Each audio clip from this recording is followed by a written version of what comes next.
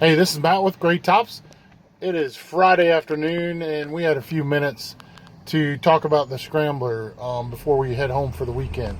We haven't given much updates, and it's like what they say, your own stuff is the last thing to get worked on. And we have certainly found that to be true. We've just been busy trying to get a couple Jeeps done for a show. But we have done a few things on the Scrambler and just want to give an update of where we're at with it.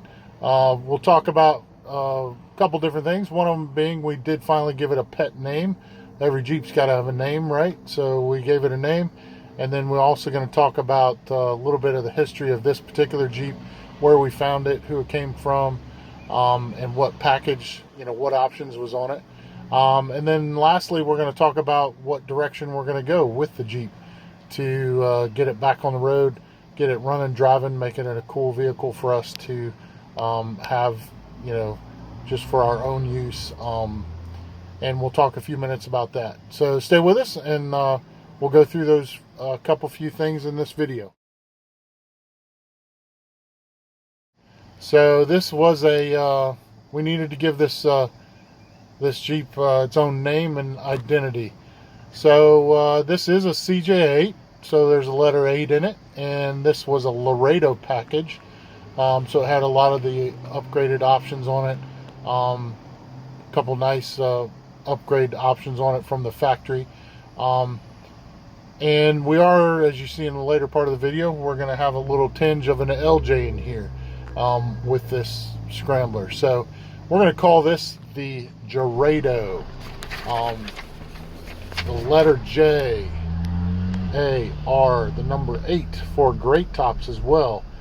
DO. So it's going to be the Gerado.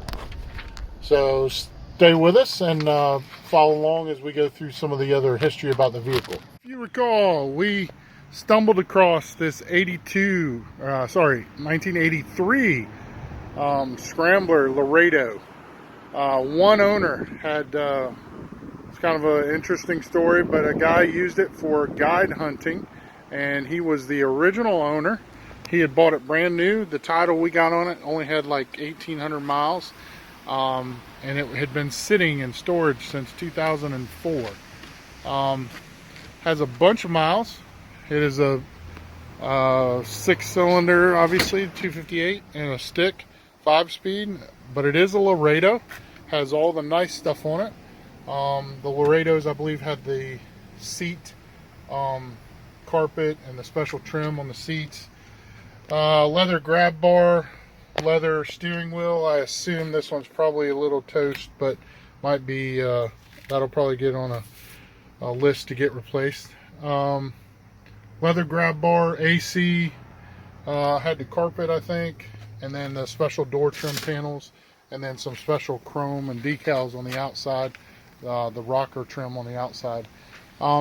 He had used it for a hunting guide service, so there was some of his business cards on the inside. Has a cool kind of a camper on the back, one of those custom ones, and what they did was actually seal it to the cab. So believe it or not, that kind of saved the floor in the back of the Scrambler. There's a few pinhole rust spots on it, but we were able to get it running for a little while, but we knew a couple things wrong with it kind of walking into it. The first being this problem right here. If you notice, the fenders are starting to pull away from the body tub, which is an indicator of something a little bit more problematic, and we believe the frame has been cracked right there and patched. So I think the whole front frame horns are tipped up a little bit. We do have a little bit of rust problems right there that I think we'll be able to take care of fairly easily, but the rest of it is actually pretty solid. But this is a fairly big problem. So we'll go through that. Other than that, the body and everything actually is in fairly good shape. So the half tops, I don't believe that half top has ever been off of it. So we wanted to make something somewhat original out of it, but very drivable and usable every day.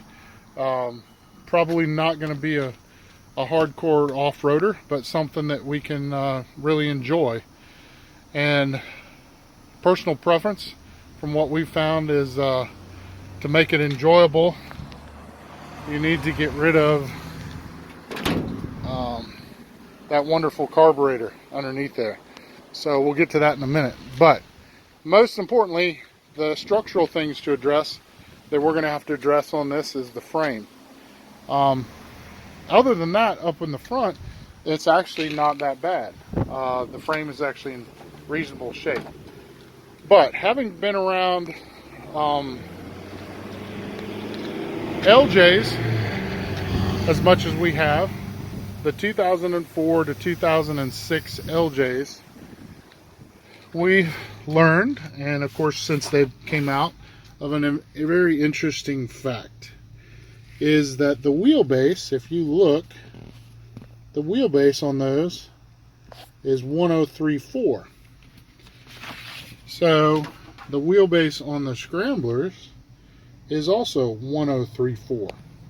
So what that means is from center of axle to center of axle, from here to here, is the same on an LJ as what it is on a Scrambler.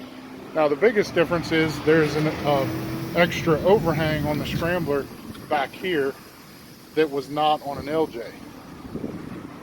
So, and of course on an LJ you get coil springs and a little bit better, thicker frame and suspension. So, we are actually going to take an LJ frame and drivetrain that we purchased.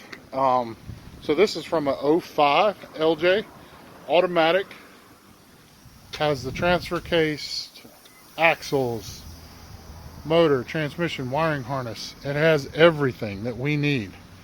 And we are going to stick that down on top of the LJ frame. Now, we've already taken and removed the LJ body mounts, if you see them along there. And we've removed the rear cross member from the LJ. Now, what we are going to have to do is lengthen the frame here about 10 inches. And then put so we have a cross member to mount the bumper on. So we do have a couple extra pieces of TJ, straight TJ frame, that we will be using to extend the frame back here to plate on the inside and extend it. And then Throttle Down Kustoms, which they make a complete hybrid frame. They could make this exact frame with the body mounts already on it for a CJ. We came across a really good deal, so we're going to go this route of this frame. But you can also get these from them, which are the their CJ body mounts that can go on an LJ or a TJ frame, so that you could put a CJ body onto a TJ or an LJ frame. So they've given us the center grill mount and all three sets of body mounts, and then we'll have one on the cross member. They've given, we ordered a new cross member, so the rear body mount that is right here will be onto this frame. So what we will start to do is we're going to remove the body off of the Scrambler using a lift, and just roll out everything that we're not going to use, which is all the axles, motor, transmission, everything.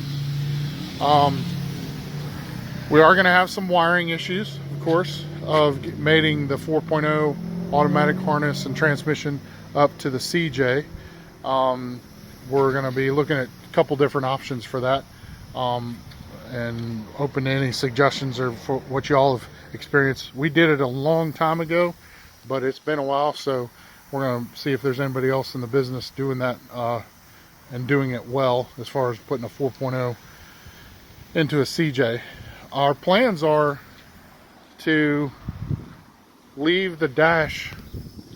We want to try and leave the interior as much original as we can. We'd like to leave, you know, the CJ style heater controls, the gauge controls, and leave everything that we can original on the inside and just have a newer drivetrain on the outside.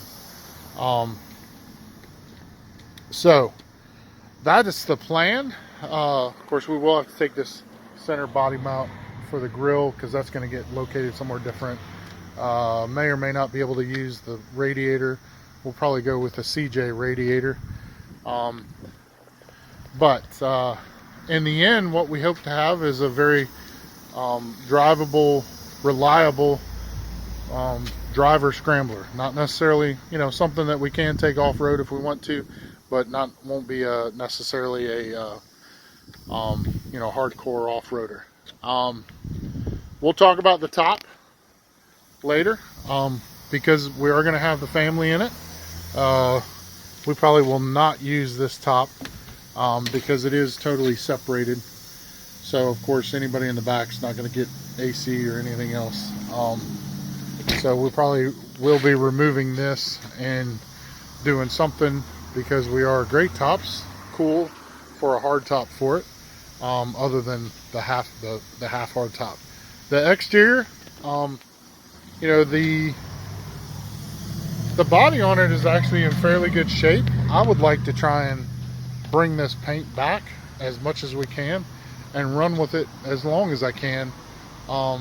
It's really not that bad a shape. There are some spots, but we'll try and I'd like to try and, you know, keep it look as much as original as we can. See if we can bring back that chrome on the grill. Don't know if we'll use those wheels and tires. We'll get that far later, but just thought we'd give an update of what the plans are and what we're moving forward with. We've already taken the body mounts off of this. The next step was really to take this. We don't have a car lift here, so we're going to try and borrow somebody's shop that we can pull the chassis off, pull the body off, check all the body mounts, and do any minor repairs on the floorboards and everything while we have that off, and then set it back down on and, you know, re-weld all the body mounts on here. It does end up having a 1-inch body lift based upon these body mounts, so it technically is 1 inch off of the frame further than what the actual Scrambler frame has. Well, hopefully you learned a few things about Scramblers maybe, and also what direction we're going to go with the Scrambler on this project. And if you got any comments or suggestions as we go along the build, then just post up in the comments section and share it and like it, and hopefully stay tuned for the next series where we actually start taking the body off of the frame and doing some of the prep work for the wiring harness to mate up to the 4.0 and to the CJ dash.